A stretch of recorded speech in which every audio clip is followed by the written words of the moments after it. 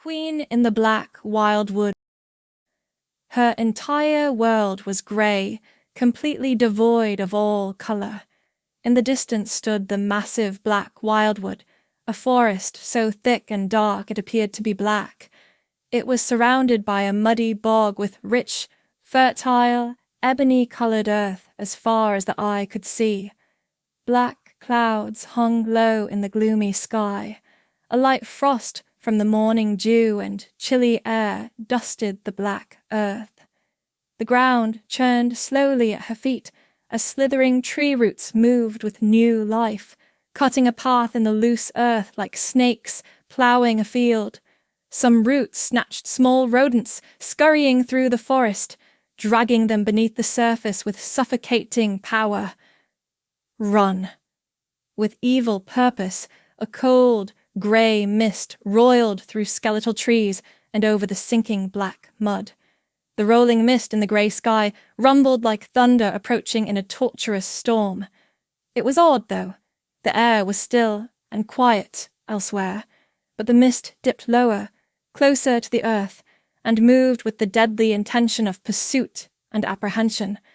And then Shayla ran. She was a young woman, barefoot, with narrow almond-shaped eyes, glowing milky skin, thin pale pink lips, flowing brunette hair, and coal-black eyes. Her features were petite, almost fragile-looking, but she was more than physically capable of running at full speed through the velvety meadow beneath her feet. The tight sinews in her arm, neck, and chest were evidence of intense physical training. There was a smattering of callous skin at the bottom of her otherwise cottony soft feet, showing clearly how often she trekked barefoot across the meadow to the adjacent rocky hillside. There was no name for her people or her kind.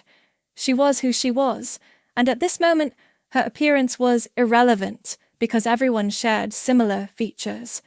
Their skin colour, hair, and eyes were all similar, cut from a particularly ivory-coloured palette.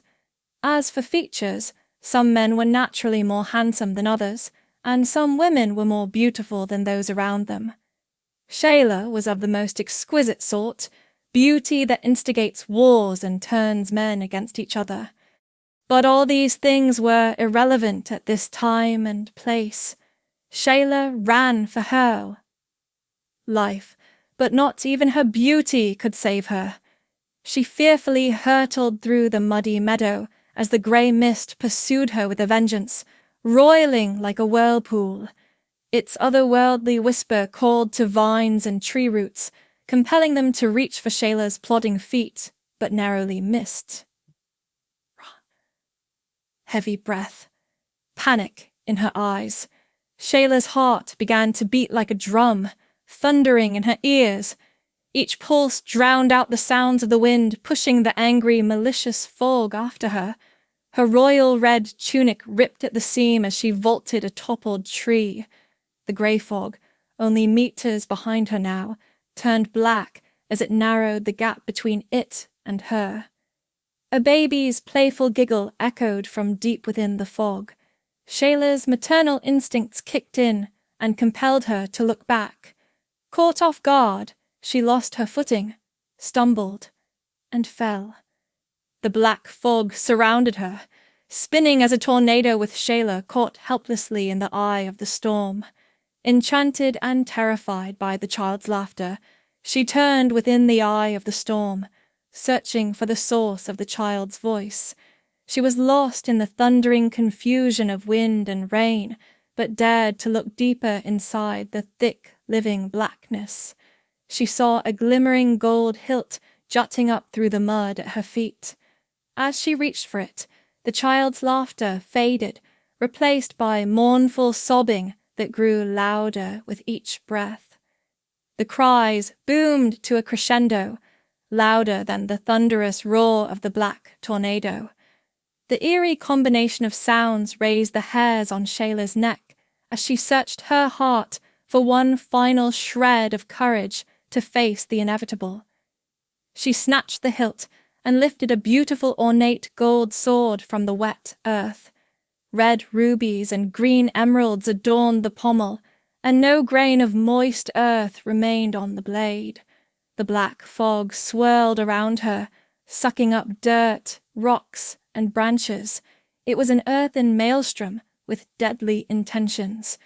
The swirling wind within the storm's eye sucked the air from Shayla's lungs as she gasped for her last breath and dropped to her knees. Her vision grew blurry and dark as her eyes bulged bloodshot, and she neared suffocation and unconsciousness. She fell to all fours and face-planted into the damp earth. She glanced at a straw basket rooted in soil in her final moments. A baby inside was wrapped from head to toe in swaddling cloth. The infant cooed happily. Shayla could not see the baby, only its movements beneath the burlap blanket. Suddenly, she realized why she was there. Why was she dying? The baby was why Shayla, a childless princess, was chosen to face the bog. She knew she had to sacrifice her life for the baby, an infant caught by pure evil lurking in the bog. Shayla dragged herself to the edge of the eye of the storm. She reached for the basket, straining against the powerful centrifugal forces of the tornado. She touched the wicker edge with barely the tips of her fingers and pulled it closer, just a few millimeters.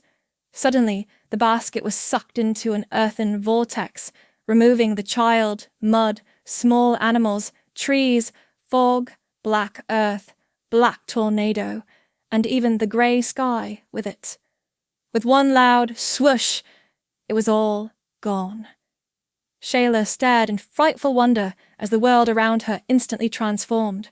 What was once dark and scary was now a lush, green meadow beneath a spectacular blue sky and high sun overhead. As far as the eye could see, there were fertile plains. Birds casually flew overhead. Small animals romped and played in the emerald grass. A gentle breeze brushed past her face. She took a moment to suck in the ample air that was absent only moments before. It was perfect, almost delightful. But Shayla was uneasy as she climbed weakly to her feet and surveyed the landscape. Something was missing. And then it struck her with horrifying comprehension. Her spirit realized what was missing, but the knowledge terrified her mind. There was no sound. The new land was a haunting, suffocating silence. Nothing, not the animals, not the wind, not even Shayla, could utter a single sound, even as her lips and mouth curled to form explanative words. She gasped, and nothing came out. Shayla screamed, and as she did, she awoke from her meditation in a glistening jade veldt with sprinkles of red and yellow plumeria. The meadow sat square in a thick forest bordered on the north and west by the majestic peaks of a mountain range, so fertile and rich its soil was bold as black as onyx. Empress Shayla rose from her lotus position and brushed the ruffles in her red imperial tunic. She was a petite woman, slim and sleek, as though her body remained in a prepubescent state well beyond conventional adult maturity. But Shayla was a queen and moved confidently like a woman of royalty as she marched barefoot towards the black Wildwood in the distance. She stopped at the timberline where the jade veldt ended and the woods began. "I hear you calling," she whispered as she removed 2 ivory sticks that held her tightly wound hair in a bun. Her black mane fell to her shoulders in an unkempt spray of fine tresses.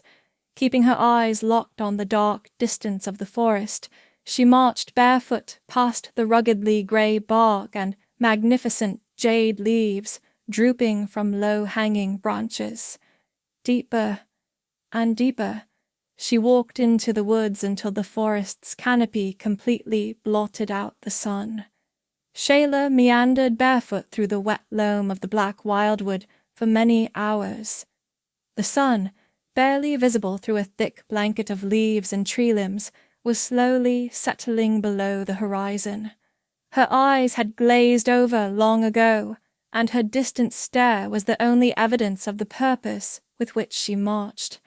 One step after another, she moved deeper into the forest, each step a carefully measured foray toward the dimmed light of the sun and the approaching night. Carefully stepping over broken twigs, scurrying grubs, and dancing millipedes, Shayla stopped suddenly. Her eyes focused on a young girl with luminous white skin and dark hair.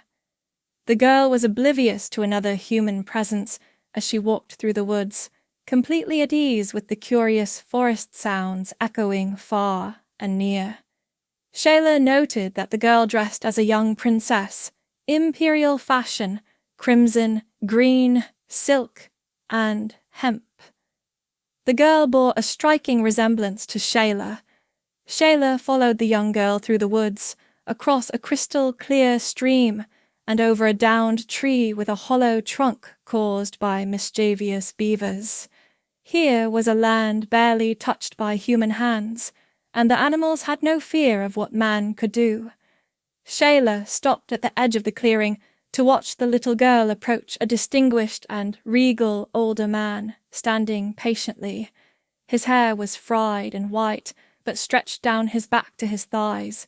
Shayla smiled at the older man's familiar face as the young girl bowed to him and grasped his index finger like a child would clutch her grandpa's hand. "I fear we are lost, Emperor Gerwolf," said the little girl, looking up at the elderly man. "The loud howl of the wind confuses me. It speaks of different things." Emperor Gerwolf kneeled beside the girl.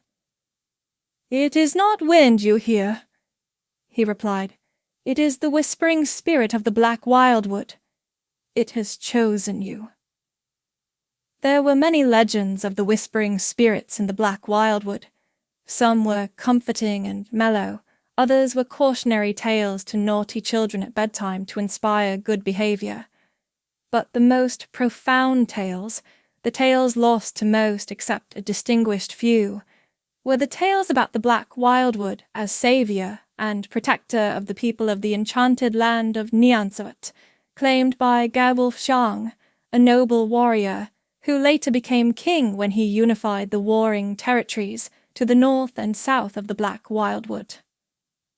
"Now, little one, you are bound by duty to carry the promise," he said. "Carry?" questioned the little girl. "My lord, I know very well how to keep a promise, but how shall I carry it?" "The promise is not intangible, like words and thoughts," explained Gerwolf. "It is so much more." "What does it look like?" The little girl anxiously quizzed him. "How will I know?" Emperor Gerwolf smiled and slowly placed the palm of his left hand over her heart. With his right hand, he brushed her eyes closed and touched each of her ears. She giggled, tickled by the soft touch of his wrinkled hands. Then she became utterly still, as if some call had echoed in the wood, demanding her silent attention. As she cocked her head and turned her ear to the air to listen more closely, the wind gusted, and her eyes widened. "What is it, child?" Gerwolf demanded softly. "What do you hear?" The little girl opened her eyes and stared off into the distance. A shiver raced through her body, and the hairs stood up on her neck. "I hear war," she said, throwing her arms around him as if Emperor Gerwolf could protect her from the dark visions in her mind. Looking on, Shayla cringed at the words as the young girl and the king faded away. Their presence no longer needed to remind Shayla of her calling. She tugged at her belt and the shoulders of her royal tunic, allowing it to fall to the ground in a circle of silk surrounding her tiny feet, caked in moist black dirt. Keeping her eyes locked on the dark distance of the forest, she stepped out of her clothes and marched more profoundly into the dark wood until the forest's canopy blotted out the sun completely,